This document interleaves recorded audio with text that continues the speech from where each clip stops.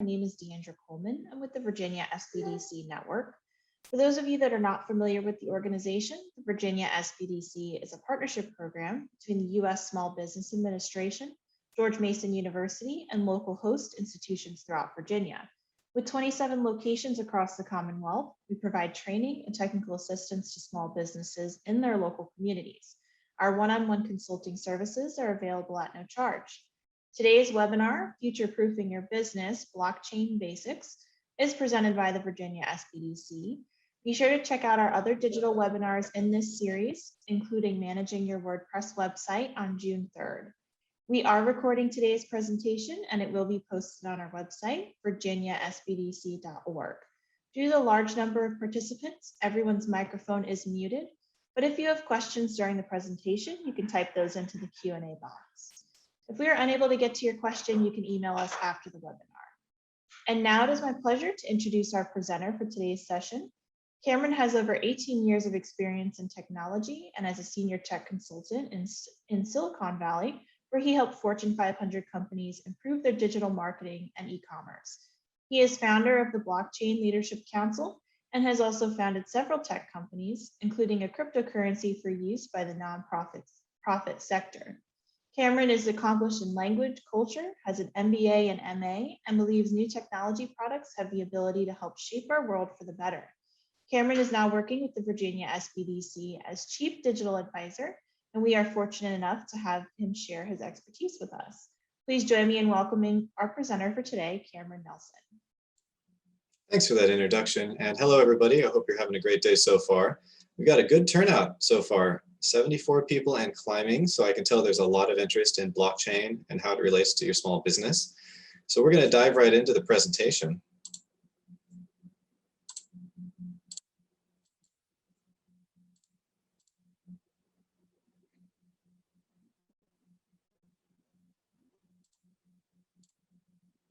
So we're going to be looking to cover 5 topics today. First, we're going to talk about what is blockchain. I'm going to start at a really high level to make sure that everybody has a basic understanding of blockchain and not talk too much about technical details during this presentation. Though if you have questions that are more technically inclined, feel free to follow up with me directly by email after the presentation, and my email address will be provided to you. After we talk about what is blockchain, we're going to focus on how blockchain can be used for small businesses. Third, we're going to take a look into the future of what blockchain holds for small businesses. After that, we're going to look at different industry applications and give some use cases. And finally, I'm going to talk about privacy and safety concerns related to blockchain. So let's dive into it. What is blockchain? There's a lot of words here, and they all have something to do with an aspect of blockchain. These are words that many of you have probably seen in relation to blockchain. It is a cryptocurrency. It is also digital. It is immutable, which means it can't be changed. Is it a bank? It has DLT, which is distributed ledger technology. We're going to try to dive into some of these concepts today, though not all, but I wanted to give everybody a broad picture view that all of these things are related to blockchain. I get asked a lot, what's the difference between Bitcoin and blockchain? So I'm going to take a moment now to try to clear that up so we're clear going forward. Bitcoin is a cryptocurrency, whereas blockchain is a ledger, which you can also think of as a database.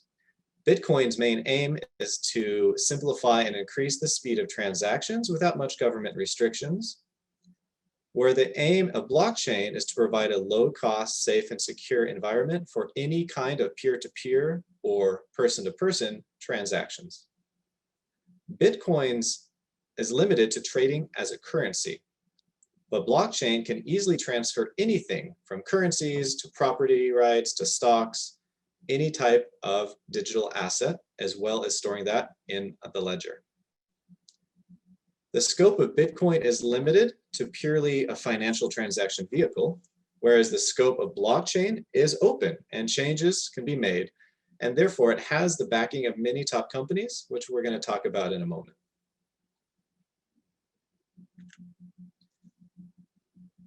So what are some of the blockchain basics that you need to know before we can move on? Blockchain was first proposed as a research project way back in 1991, but didn't really become famous until Bitcoin burst onto the scene recently. Blockchain is at heart a system of recording information in a way that makes it difficult or impossible to change, hack, or cheat the system. And blockchain applications like Bitcoin is one example of a blockchain application, do not exist in a physical form, but only exist on the immutable blockchain, which is stored on the internet. So a few more technical details of blockchain. First, on the left, it cannot be corrupted. So every node on the blockchain network has a copy of this digital ledger, and every node is needed to check its validity. So some people might not know what a node is. A node is simply a computer or a server sitting somewhere in the world, humming happily away using electricity, and those nodes make up the blockchain network. Those nodes are decentralized, meaning there's no one person who controls them all, and because it's decentralized technology, it doesn't have any single governing authority or person in charge. Decisions on the blockchain are made by a majority of the nodes. It has improved security because no central authority means no one can simply change the data for their benefit, like giving themselves free Bitcoin. So it's much harder or impossible to cheat the system. Blockchain uses what's called a distributed ledger. The ledgers on the blockchain network is maintained by all the nodes working together. This provides transparency and traceability to all transactions. Every transaction that happens on the blockchain is public. Consensus. The blockchain functions with a computer algorithm called a consensus algorithm. This enables the blockchain network to record data. If you transfer Bitcoin to somebody, you are making a change in the blockchain, and that is data that needs to be recorded. Is entered into the blockchain ledger need to be approved by 51% of the nodes. So it's by consensus of the nodes. And one of the main features and one of the benefits for small businesses using blockchain are the time and cost benefits. So blockchain offers faster and cheaper transfers of value than the traditional banking system anywhere in the world. And I'm going to come back to this theme again and again today because the cost savings are one of the main reasons why small businesses should be interested in blockchain technology. So here's an example of a transaction happening on the blockchain. In this example, it's a Bitcoin transaction. So on the upper left, the new transaction is entered. The next step is the transaction is transmitted to a network of peer-to-peer computers or nodes, which are scattered around the world. This network of computers solves equations, or the algorithm that I mentioned, to confirm the validity of the transaction. Once this transaction is confirmed to be legitimate, these transactions are clustered together into a block, and once there's enough blocks queued up, these blocks are entered into the history of the blockchain and made permanent, and then the transaction is complete. This whole process takes a matter of minutes, sometimes as low as seconds. And to show you how this works in real time, we're going to jump over here to this website. This is blockchain.com.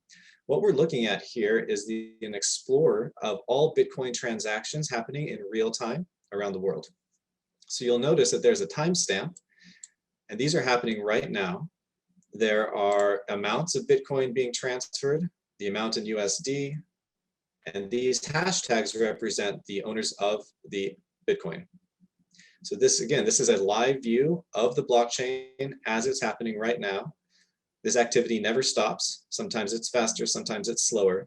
And we're looking at just one example of a blockchain, in this case, Bitcoin, but in other blockchains, there are other similar processes happening right now around the world. So the blockchain is a thing that's happening right now. It's very active. And it's something that if businesses have multiple ways to use it. So now we're going to talk about what are the 4 main ways that businesses should, I think, be using blockchain. First off, integrating a cheaper form of payment. Businesses can accept cryptocurrencies like Bitcoin as a method of payment from customers. The second thing to consider is that businesses can leverage smart contracts. Smart contracts are part of the blockchain, which are a self-verifying, self-enforcing contract that are stored within this blockchain ledger. The contract is recorded in a way that cannot be changed or manipulated, so it can be used for things like commercial leases or agreements with vendors, and sometimes even employee contracts. And I'm going to go into more details of each of these four next. This is just an overview. Third, businesses can use blockchain for raising capital. So as an alternative method to using traditional banks and lenders and private equity firms, or even crowdfunding sites like Kickstarter, you can raise capital through blockchain-based capital offerings. And fourth, you can bring new customers to your business. There are potential customers out there with Bitcoin and other types of cryptocurrencies that are looking for ways to spend it. By accepting Bitcoin, it can give you an advantage in acquiring new customers. There are even large companies that have been accepting cryptocurrency like Overstock.com, Expedia, and on and off Tesla. Sometimes they accept Bitcoin and sometimes they say they're not. So there's a lot of big companies that are using Bitcoin or considering it. So how do you integrate the blockchain to have cheaper forms of payment? So the cost of accepting traditional payments online is high, and everybody who has an e-commerce business suffers from this.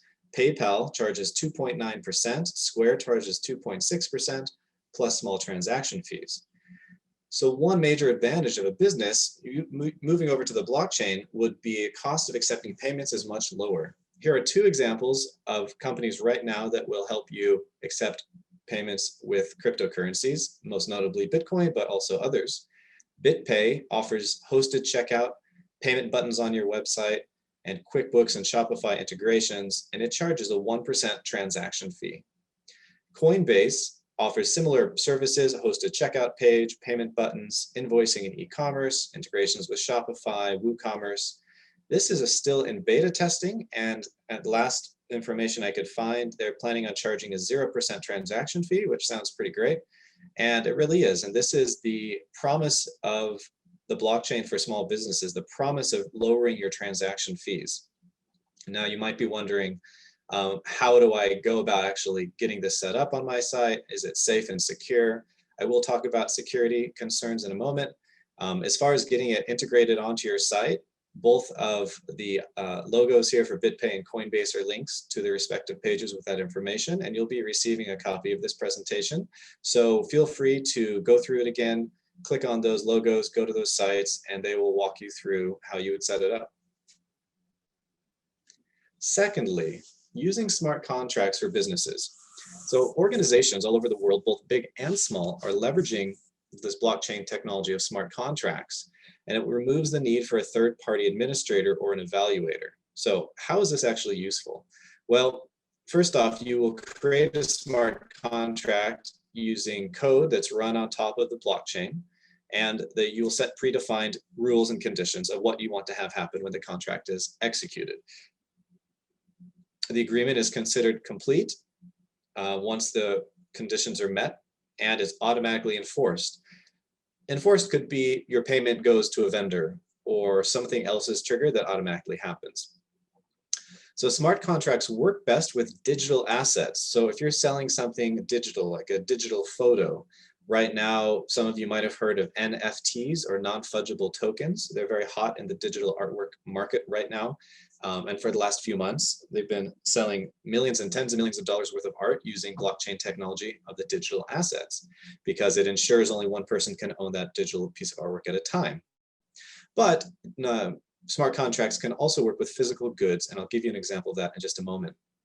Keep in mind, smart contracts are not legally binding contracts by default, but they can become legal contracts when certain legal standards and codes are adopted to them.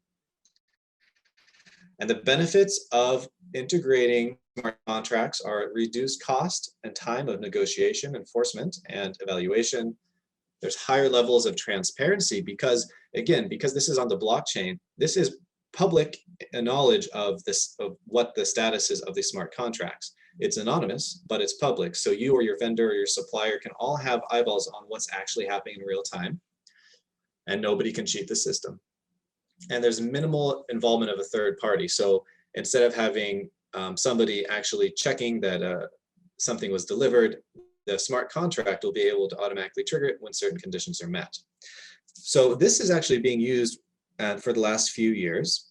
And one use case is in 2017, some major food companies, including Dole, Kroger, McCormick, Nestle, Tyson's Food, and Walmart, began to use blockchain to strengthen customer confidence in the global food system. And the reason is because every year, 1 in 10 people fall ill and 400,000 die due to contaminated food.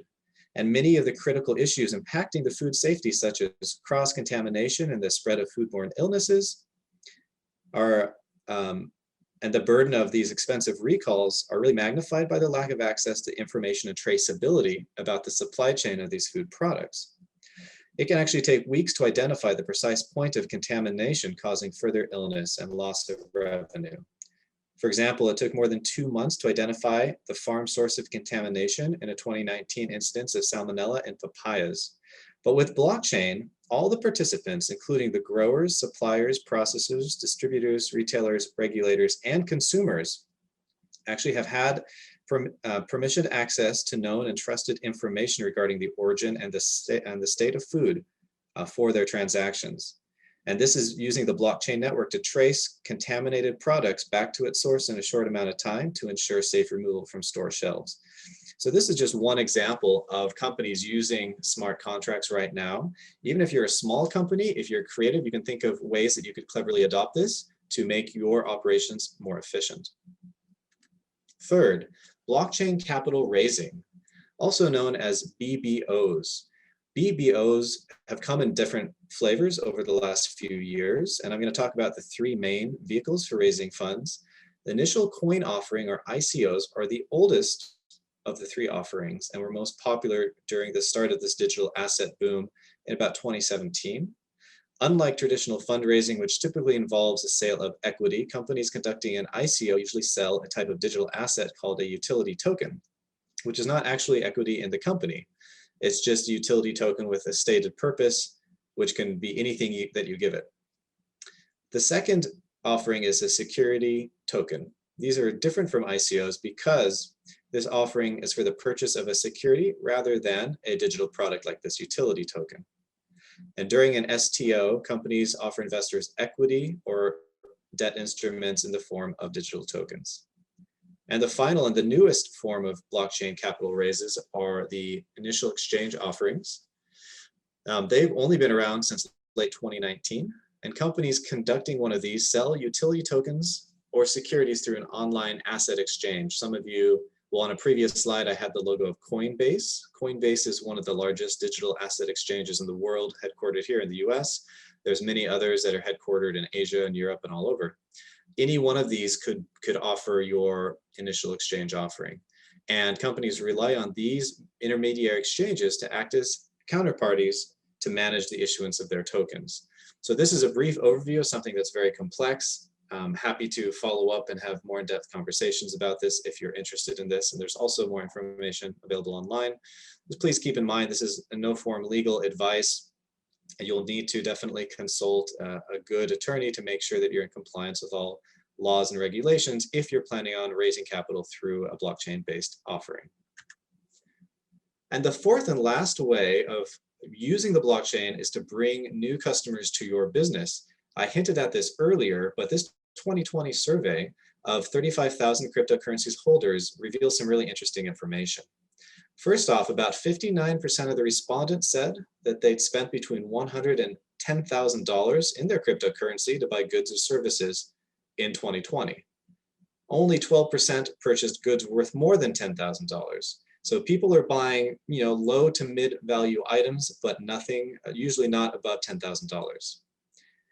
Most people have expressed a willingness to keep spending digital assets, but only 14% of people say they prefer holding them for investment purposes. And the question was asked, well, what would it encourage digital currency users to spend more? And the answer was, if more places accept cryptocurrency. So I think this is really a wake-up call to a lot of businesses. I personally meet with businesses every week in Virginia who are struggling during the pandemic, looking to attract new customers. Integrating Bitcoin and other cryptocurrencies as a form of payment is one of the best ways. There are millions of cryptocurrency holders in the US alone. And if you accept this kind of payment, you will stand out from your competitors and open yourself to a new market of consumers. So next, I'm going to peer into my crystal ball and try to, see what the future holds, because the title of this presentation is Future Proofing Your Business. It's not about just giving it a little boost now or in 2021, but it's looking at the next 5 years and the next 10 years. So what's the story of blockchain? Well, after blockchain started in the 90s, there were many legal and technological challenges that had to be overcome to enable blockchain services on a wide scale.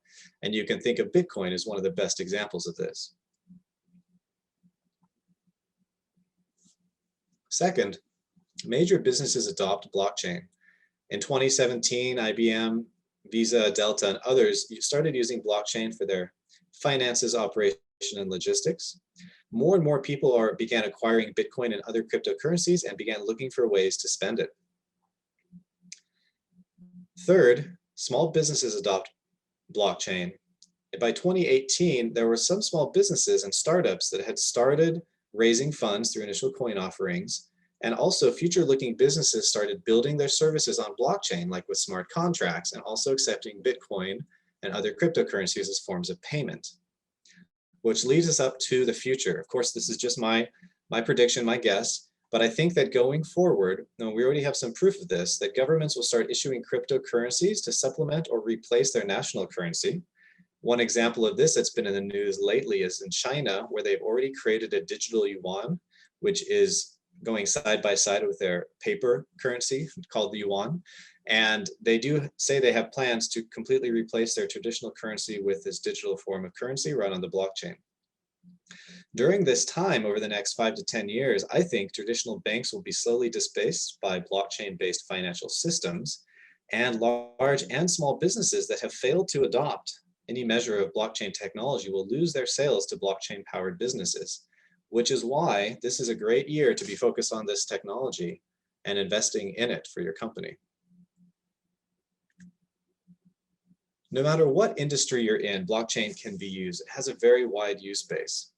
Everything from banking and finance and transportation to software development, global currencies like Bitcoin, operations. Some of the major shipping companies like UPS and FedEx have started to use blockchain, communications technologies, and transportation, working remotely. Records of property is a hot use for blockchain right now. There's houses that have been sold on the blockchain and real estate being recorded in the blockchain ledger and the ownership. It's being used in supply chains, like the example I gave with the foods. It's being used in healthcare for digital patient records. And there's even been some suggestions of using it as a method of voting. And I won't get into that too much today, but it's just to give you an idea, there are many different types of industries that are using blockchain now and that can benefit more from it in the future. So safety and privacy concerns. I think that we've probably all heard horror stories of people's Bitcoin being stolen by hackers. Yes, there are safety and privacy concerns. I'm going to try to go over the 4 biggest ones in my mind. There might be others, of course, but this is to give you some sense of where you need to be cautious when considering accepting Bitcoin for payments or using blockchain in your business. First off, there's what's called 51% attacks. And transactions can be reversed and cause double spend, which means you essentially give yourself free money made out of nothing, if somebody gains a majority control of the blockchain's hash rate. So before I had mentioned the nodes, and the nodes are the computers or the servers around the world that are storing a copy of that digital ledger for the blockchain. There have been a few instances where somebody gained 51% control of a blockchain's nodes, and therefore they were able to modify the blockchain for their benefit, essentially giving themselves free money. And in 2018, $20 million was lost due to this blockchain security issue. Secondly, social engineering. Now, social engineering is not really unique to blockchain. This is also a serious privacy concern with any type of website or digital technology. Essentially what it means is somebody will obtain your private keys or login information to get access to your cryptocurrency. The way they do this is malicious attackers will imitate someone you know and trust in email, message. They'll say, click on this link, and they can then, capture your password and other information if you enter it onto their website. it's just a best practice to make sure you never send anyone your obviously login credentials or your private keys. So one thing to note about blockchain is because everything is anonymous yet public, your private key is essentially your password. And the person with the private key has access to the funds, and so, or the information on the blockchain. So sharing your private key with somebody is the same as giving them your password. So that's something you need to be very cautious of. Next are third-party vendors. It's not uncommon for a vendor solution such as the ones I mentioned before, like Coinbase, who's offering blockchain integration for payments. They're a third-party vendor. It's not uncommon for them to have a limited focus on security with weak security controls on their systems. They could even have flawed code, or they could have personnel vulnerabilities that can expose their clients' blockchain credentials to unauthorized users. This is, again, not unique to blockchain. This is a problem with many online systems. Pretty famously, many payment systems have been hacked over the years. Information has been stolen. So it's just something to be aware of. And fourth is poorly tested code. As this new technology enters the market, there are developers who are rushing to be the first out to market with an application running on the blockchain. Often at the risk of deploying their code insufficiently tested on the live blockchains and rolling it out as if it was already done and fully tested. This is something just to be aware of. It's especially prevalent in blockchain startups that are offering goods and services running on the blockchain. So the best thing to do to mitigate this would be to read reviews, see which companies have been around the longest, trust those that have, obviously the most track record in being stable and don't have any press about hacks or vulnerabilities having been found. And always just be a little bit cautious when you trust, blockchain companies' word that they're totally secure and safe. Oftentimes, they might have vulnerabilities they don't know about yet. And this is, again, just common with software. You can think about how many Windows vulnerabilities have been found over the last 10 or 20 years, right? They don't stop. So it's just something to be aware of with blockchain, especially if you're putting a lot of trust into it and putting a lot of your company's assets and wealth into the blockchain. You just need to be aware of these safety and privacy concerns. I don't think they're enough to justify ignoring blockchain at this point. Many of these will be improved over the next few years. And I think people in this call are probably going to be, if not early adopters, at least in the middle of the pack. If you're interested in blockchain today, that shows that you're forward-looking already. And I think that's just a great place for your business to be. And I hope that you'll consider some of these methods I mentioned to integrate blockchain into your business. I am happy to take some questions now for the next 20 or 30 minutes. Also, my email address is here on the screen. You can reach out to me directly if you have more in-depth questions about anything that I discussed. And thank you all for your participation. Now we're going to go ahead and open it up to questions, which you can enter in the Q&A section, and I'll be happy to try to answer those for you. So thank you. All right, thanks, Cameron. That was great. We will get started with some questions. Are NFTs limited to art, music, or something that has copyrights? Can a business idea, a patent, or a business process be covered by NFTs? It's a good question. NFTs stand for non-fungible tokens, and they're currently a hot way to sell digital artwork online. Also, digital music. Essentially what it means is, like, you could think of it as owning the Mona Lisa, except when there's a digital piece of artwork, how do you ensure that you're the only one who owns that original piece? NFTs are the way the internet has decided to kind of come together and decided they can prove digital ownership of just about anything. So artwork, music. You said, can you have an NFT for a business process though? And honestly, I'm not sure. I've never heard of that before. And I'm not quite sure I can wrap my mind around it. I guess it depends on what the business process is in more detail. But in general, I would say probably no. I think it's limited to showing you're the owner of an original piece of digital art or music. That's the most clear use case right now. How do we convert payments received via blockchain to currency? Right.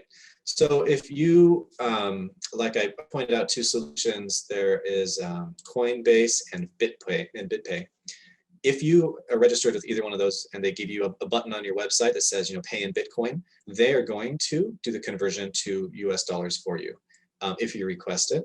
Otherwise, a lot of vendors, the way the market is going is they're just holding Bitcoin in their digital wallet for Bitcoin and not converting it to USD right away. Because ultimately, if your business can pay a supplier or pay a purchase order using Bitcoin, all of a sudden you don't need to have USD every time. So, you can spend the Bitcoin, and that's kind of where this evolution is going. If you do need to convert it to USD, there's certainly going to be some sort of a transaction fee for that. That's unavoidable. So the best case scenario is you will find vendors and suppliers who you can pay in the Bitcoin, and then your fees are basically kept to close to zero. Since each node requires a local copy of the ledger, is there a concern about storage space limitations? Yes, there has been some concern. So the Bitcoin digital ledger is the largest. I forget exactly how many gigabytes it is now, but it's quite large. It's in the realm of maybe 5 or 10 gigabytes. Years ago, like in 2017, it was tiny, maybe just hundreds of megabytes. But essentially, because every recorded transaction is put in the same ledger, you can imagine millions of people using it year after year makes this ledger very big. So is there concern about running out of space? Maybe some people are concerned. I don't think it's a big concern, because even if we're at 10 gigabytes for this Bitcoin ledger, hard drives are easily a terabyte, 2 terabytes now.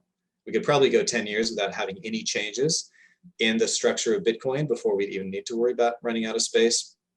And the owners of the nodes, they can change the blockchain algorithm, meaning if they say, look, we need to decrease the size of these transactions in the ledger, there are ways for developers around the world to come together and make changes. And so this is a problem. If it becomes a problem, it's a problem that can be solved. So I'm not concerned about it long term. If a small company wants to utilize blockchain to help in tracking their supply chain, how would they go about doing that? Who would they initially reach out to build that solution? That's a good question. What you'll do is map out, on a piece of paper, how the flow would go. Essentially, what conditions do you want your smart contract to have? What problem is it solving? What are those conditions or gates that have to be met before the contract is executed? And maybe that means the payment goes to a vendor or some other action is taken that's digital. Once you have that mapped out, the next step will be to hire a blockchain developer who can write a smart contract. Fortunately, smart contracts are one of the most common and easy types of code to write. They use common coding languages, and they're usually written on the Ethereum blockchain. So finding an Ethereum smart contract developer is very easy. I would look on some freelance websites like Upwork.com or Fiverr.com. You'll find a lot there. Also, if you'd like me to help you with this process a bit more, I might be able to help find a blockchain smart contract developer who you could work with, but that'll be the next step. In regards to accepting payment via BitPay, what kind of hedging or risk management tools do you recommend to small businesses? Well, like I mentioned, there are security concerns with blockchain from that last slide. So I guess the biggest thing that I'd recommend is don't leave a lot of Bitcoin or cryptocurrency with a service like BitPay in case they're hacked. And this is the same with anything. Keep in mind, BitPay and cryptocurrency is not FDIC insured. So if something happens to these companies and your money is taken, it is not insured by the FDIC. So therefore, I wouldn't keep a lot of assets in there long term. These companies have been around for several years. They have not had hacks, but that doesn't mean they won't at some point. So you consider limiting your risk by keeping a max of $10,000 worth of Bitcoin there at any given time. If you have like a lot of there, you might decide you want to convert that into US dollars and transfer that to your bank account perhaps. So that would be probably the best way to mitigate that risk. If selling physical products and the value of blockchain currencies vary, won't we occasionally be accepting more or less total funds for our product? Yeah, that's a very good point. So the value of Bitcoin and other cryptocurrencies to the US dollar or other world currencies does fluctuate, of course. And I think everybody's seen the Bitcoin goes up and down in value. Yes, so in a way it is a bit of a gamble. I think Bitcoin's down 10 or 20% just today, which seems horrible and huge. But that's kind of the nature of what this has done in the last 4 or 5 years. It does go up and it does go down. So, right now, if it's worth 45,000 US dollars to a Bitcoin and you accept a Bitcoin for a payment for some expensive good, yes, if you keep the Bitcoin online with BitPay or Coinbase, that value can fluctuate. It can also go up, was the other side, because a year ago, I think it was worth maybe 10,000 roughly. So now you would have 4 or 5 times the value. So yes, it is a bit of a risk. The best thing to do to mitigate that risk would be as soon as that payment comes in, if you're concerned about the value of Bitcoin going down, go through the conversion process on BitPay, pay a small conversion fee, probably a couple of percent to convert it to US dollars, and then you will have the US dollars. What strategies with accounting have you seen small businesses use when receiving crypto? Would it be handled just like USD transactions?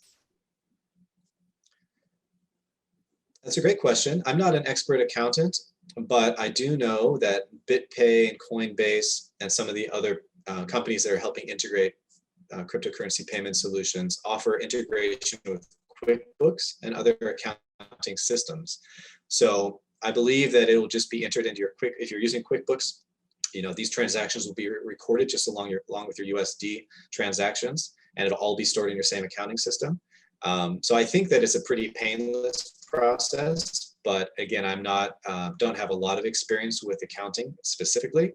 So, you might want to research that a bit and reach out to your accountant to see how they recommend accepting Bitcoin for payments and how you handle taxes on that. Is Bitcoin the only coin that can be used for payment for my company? No, that's not. That's a good question. There are probably around 5,000 different cryptocurrencies. Many of them are not used very much, and so you can safely ignore them. There are, I think, about 5 main cryptocurrencies that are used for payments. I'll just name a few here, but you can go and research more lesser known ones. There's obviously Bitcoin, that's number 1. There's Ethereum or Ether, which is number 2. Recently, there's been Dogecoin, which has become very popular. So you could consider that number 3. There's Ripple, which is probably number 4. And again, these kind of do bounce around a bit as far as their total valuation or market cap around the world. But that's roughly some of the top players. I think that most organizations, if they accept Bitcoin at least, they're doing pretty well.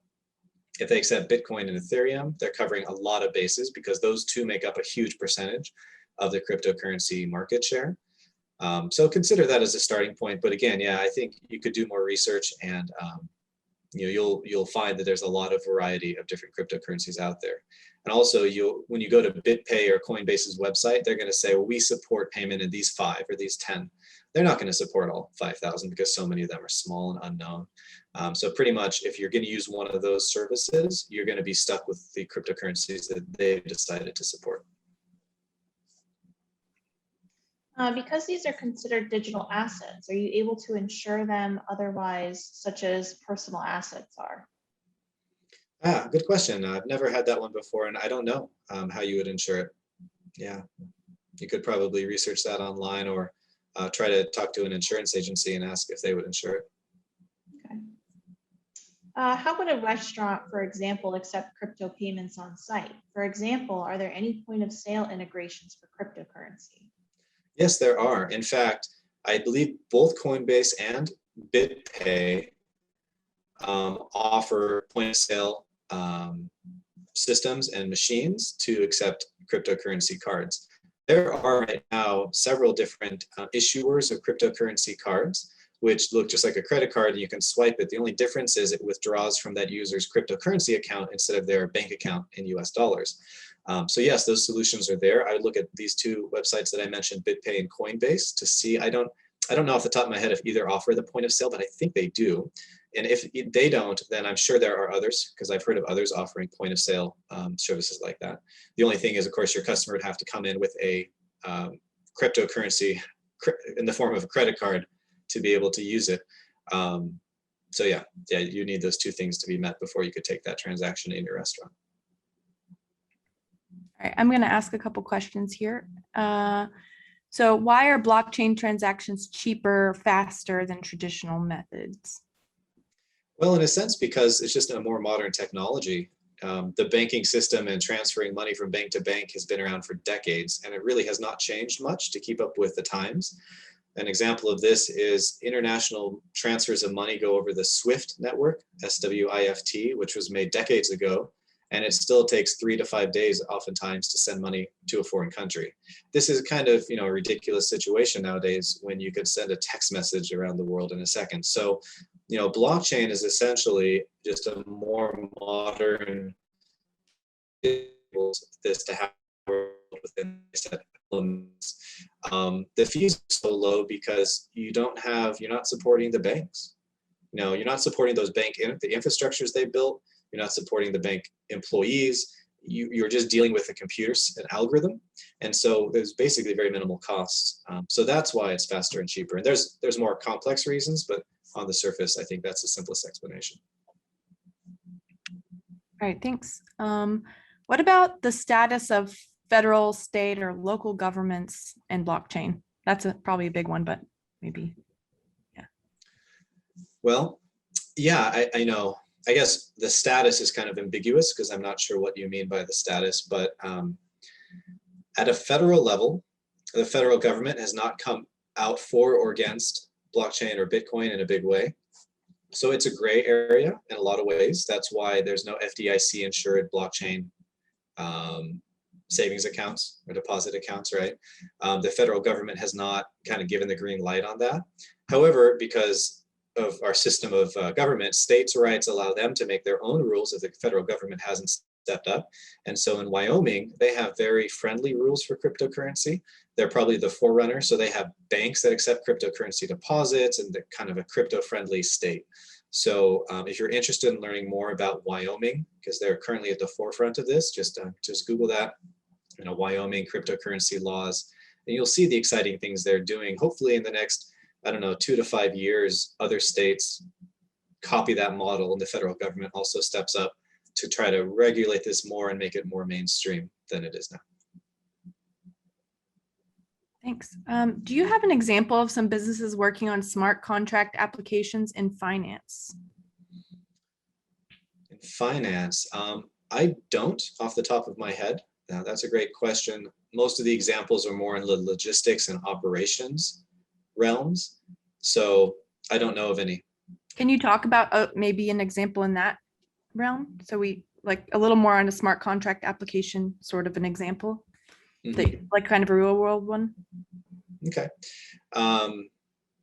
Yeah, well, so non-fungible tokens, as we discussed for artwork, are an example of a smart contract and showing that there's an owner of a digital asset, like an image or a music file, and only that owner can then transfer the ownership.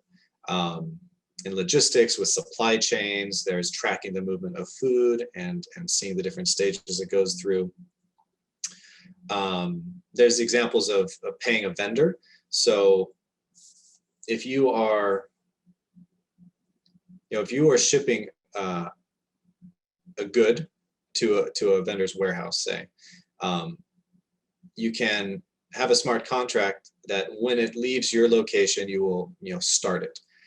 In that contract, it'll say when this good gets to this location, the payment will automatically be transferred. You'll have that payment, say $10,000 US, you'll have that payment in escrow, essentially in the smart contract, and the payment will be a cryptocurrency like Bitcoin. So, if it's a $10,000 US payment, you'll get the equivalent amount of Bitcoin. that'll be in the smart contract. As soon as the payment is, the item is received by the vendor, they can have an employee say, yep, it's here. They'll have an app. So basically a smart contract would run in an app you would build. They'll have an app that says, did you receive yes or no? They click yes.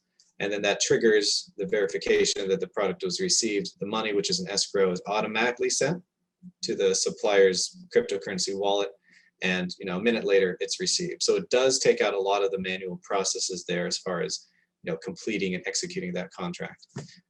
So yeah, there's so many use cases, and it is a bit time consuming to go into more, but I think that's a really interesting topic. All right, thanks. I have one more I'm going to ask. This one's been in kind of the news very recently, so I wanted to ask this one. I understand that there are environmental concerns with cryptocurrencies and blockchain. Could you talk about what those concerns are and if there's any danger of government regulation of blockchain due to environmental concerns? This one was in the news this week. Yeah, that's a great question. Let's talk about that. So you remember how I said that the nodes maintain the blockchain ledger, essentially. Those nodes are running the algorithm. So Bitcoin has its own algorithm. Ethereum has a separate algorithm. Running that algorithm takes a lot of computing power. So basically, those computers are maxed out their CPU, their GPU. They're taking a lot of electricity to run the algorithm and to enter transactions into the blockchain. So there are these huge buildings full of nothing but computers acting as nodes on the blockchain, and they use a lot of electricity. So does it contribute to environmental damage as much as using any electricity does? But I think that there's some interesting statistics, like Bitcoin electricity alone was, 5% of China's total electricity usage 1 month. There's some huge numbers out there, and I'm not sure if I'm exactly right, but you can easily find the numbers. So it takes a lot of electricity. Some innovative ways people are mitigating the use of electricity, and obviously generating that electricity has a carbon footprint. There's hydroelectric dams. There's some in, I think, Switzerland and the Alps. These hydroelectric dams are connected directly to cryptocurrency mining operations, so the power is all hydro generated. In Iceland, they have geothermal generated power cryptocurrency mining setups, and in some desert areas they have solar powered. So again, yes, it takes a lot of energy to run these blockchain networks, but it's just like using any other kind of energy, and people are being environmentally friendly when they can't, like tap into these alternative sources of energy generation. It's a good question. Great, thank you so much. So I have a couple questions here. I think I want to continue addressing, I think, some of the concerns. So I've had a couple questions about the 51% attacks. We want to know a little more information. And then also, has the node attack issue been addressed with greater security to avoid the future? What's being done to kind of address these 51% attacks? Can you talk about it a little more? Yeah, let's talk about that part. So each cryptocurrency or blockchain application has a different group of people who created it and who maintain its security. So each of these different cryptocurrencies are in charge of their own security concerns. So I would say some have been more proactive than others in addressing this 51% attack issue.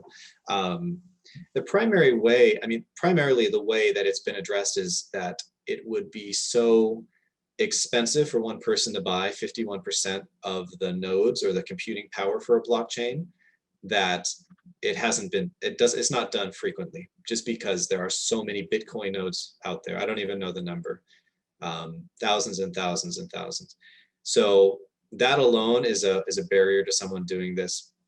But on lesser known cryptocurrency, with lesser known cryptocurrencies, they might have much smaller number of nodes, so it is easier for people to take control of 51%. Each cryptocurrency, they have discussions and research papers done pretty frequently about how they're addressing security problems like this. So I would just encourage, if you want information beyond that explanation, to do some research directly. I don't really have the answers for each different cryptocurrency out there, but the bigger ones, like especially I think Ethereum is very actively pushing the boundaries of making theirs very, very secure. And Ethereum is kind of, for some of you who don't know, kind of a competitor to Bitcoin, but also it's more like an operating system allowing people to build blockchain apps on Ethereum. So it's an interesting cryptocurrency.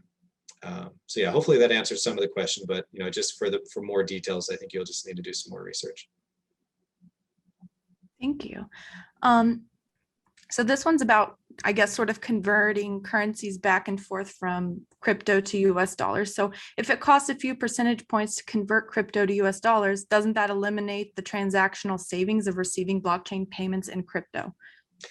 Yeah, often it might not eliminate them altogether, but it'll make them a lot less attractive. And that is just something that merchants who accept cryptocurrencies now do have to deal with. But like I said, the more merchants can pay their downstream service providers or suppliers of goods and products in Bitcoin or in the cryptocurrency, they can keep those fees reduced to almost zero. And they're, I think that as more large and small companies are comfortable accepting cryptocurrency and working within the system, they can stop using traditional banks. That's not just what I think. There's a lot of thought and research done on this topic. But yeah, it's an evolving discussion, and it's something to certainly be aware of. If you're converting it to US dollars a lot, your biggest advantage might be then you are attracting customers who can spend in cryptocurrency and giving them an outlet to spend it in, and not necessarily your cost savings so much. Great, thank you. Looking for, I'm not sure. Okay, how are nodes selected? Only by mutual participants? I think that was part of another conversation earlier. That's a good question. I love talking about these nodes. It's a unique thing. So anybody can be a node. Your laptop could be a node. Back 5 years ago, pretty much anybody's laptop would have been fast enough to be running that algorithm for Bitcoin and helping to process transactions. Nowadays, these nodes are mostly run on very specialized computers, custom built just to run Bitcoin algorithm and do it very, very fast, like probably 100,000 times faster than your current laptop could do it. So while you could be a node, it wouldn't really help you because you'll be so slow. You will barely be making any impact in the Bitcoin blockchain.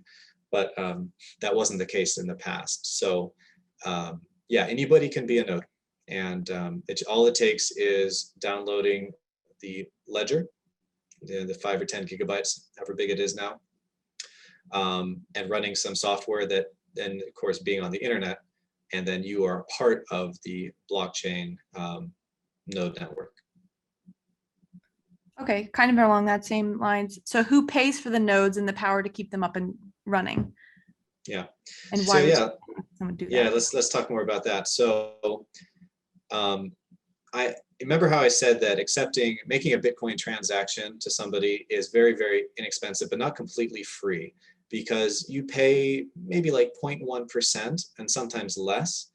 And that fee goes to the owners of the nodes who are processing transactions. And that fee is split between people according to the amount of processing power they're putting towards the total node network or pool. And that fee is called a gas fee, just like gas you put in your car. So that's kind of the term that blockchain uses. So the gas fee is what you pay to make a transaction as a user. And that fee goes to the owners of the nodes in a form of a small fraction of a piece of Bitcoin cryptocurrency. So that fee helps those node owners pay for their electricity, pay for the expensive equipment that it takes nowadays to be a fast enough node to make any difference. And those gas fees are, again, that the whole system is built into the Bitcoin algorithm. And so gas fees is pretty much the same amongst any type of cryptocurrency. When you make a transaction, you pay the fee, and that fee goes to the node operators.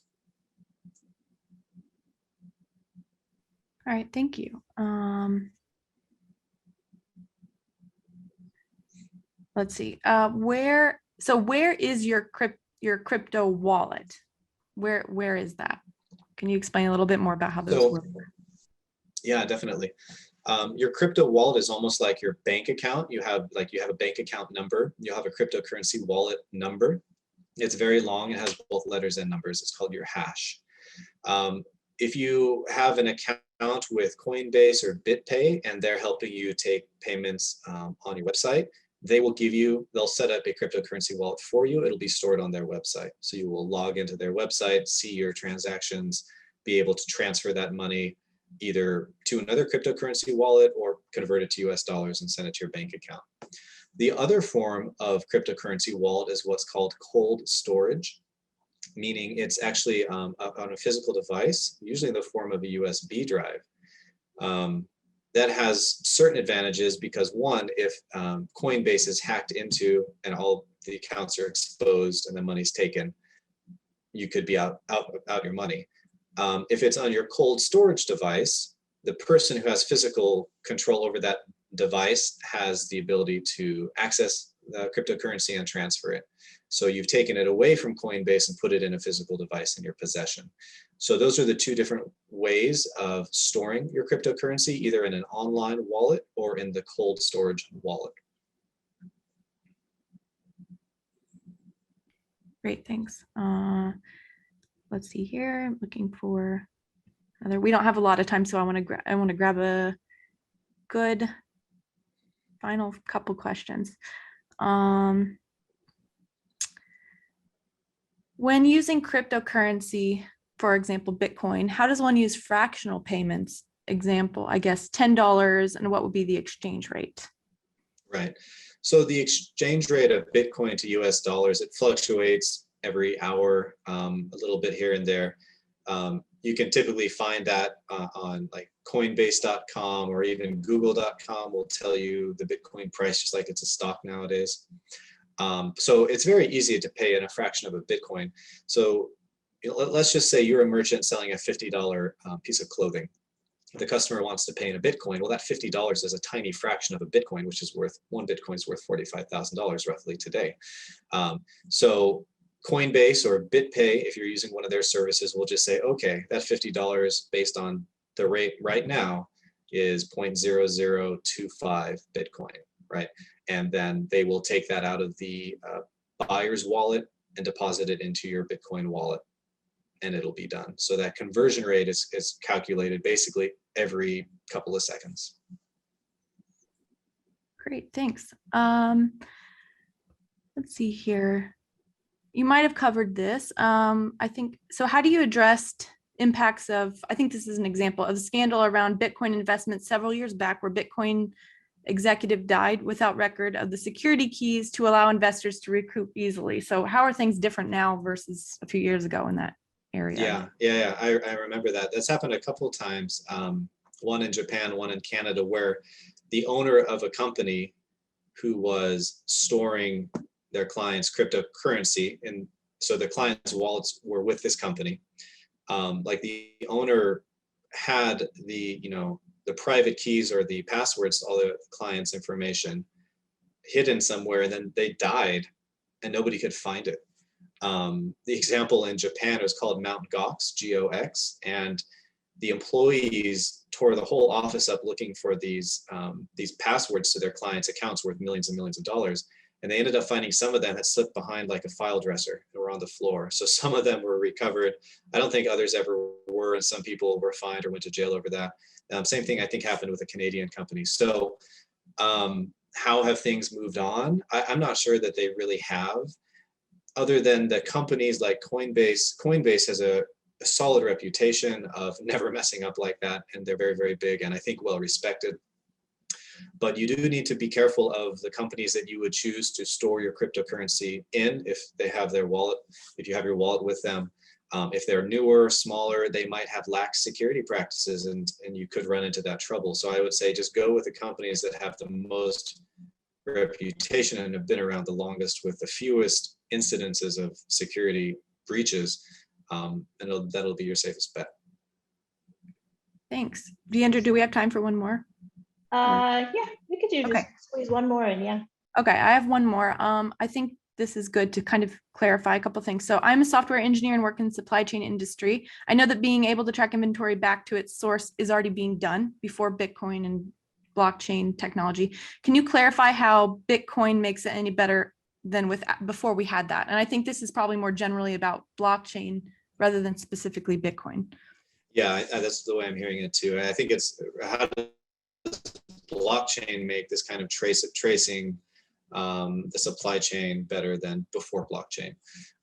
Well, people were doing this with databases before, sure. SQL databases and other types of databases. Those types of databases required a lot more work if you're going to give different people in the process access to viewing the information, say. Because blockchain is all publicly available by its very nature, all you need to do is tell somebody where to look and what to look for, and then the information is already publicly available, tracking these types of things. So in that sense, I think developing to create supply chains with blockchain can be a lot simpler and cheaper. That's one. And also because of the immutable record of the blockchain, because you can't go back and change something that's already there, you don't need to worry about somebody in the supply chain trying to cheat the system or change a record after the fact, because it's in the immutable blockchain ledger. So that's my brief explanation. I don't know if it, from a development point of view, I don't know if I kind of got into the technical details enough, but feel free to email me and follow up if that's something that you want to explore further, and I might be able to provide some more information on that. All right. Well, we are at the end of the webinar. We've got a lot of questions in. As Cameron was saying, feel free to email him. I did put your email in the chat, Cameron. And of course, I mean, this is a complex topic. So thank you so much for breaking it down for us and making it understandable and spending so much time answering questions. We really appreciate that. Yeah, thank you. And thank you everybody for your great questions. It was really, they're very thought-provoking, and I know we probably didn't get to all of them, but yeah, I'm sure we'll be doing this presentation again. And so if you know of other businesses who you think would like to hear this information, check out our calendar of events for the next one. Yes, I'm sure we will. This was a very popular one. So guys, stay tuned. You all will receive an email with a link to the recording and evaluation and to the slides. If you would like to sign up for upcoming webinars or access recorded webinars, you can go to virginiasbdc.org/training. You can also access on our website the COVID Business Recovery Center, which we've developed to help owners not only continue business operations, but to thrive and recover. These resources are designed to be used in collaboration with your local SBDC advisors. You can sign up for a free and confidential session by emailing help@virginiasbdc.org or via our website. And again, you can contact Cameron directly. His email is in the chat, and I will also include it in your follow-up email as well. Be sure to check out our upcoming webinars with Cameron. As always, thanks so much, Cameron, and we hope to see you all at the next one. Thanks. Have a good day, everybody. Bye-bye. Bye-bye.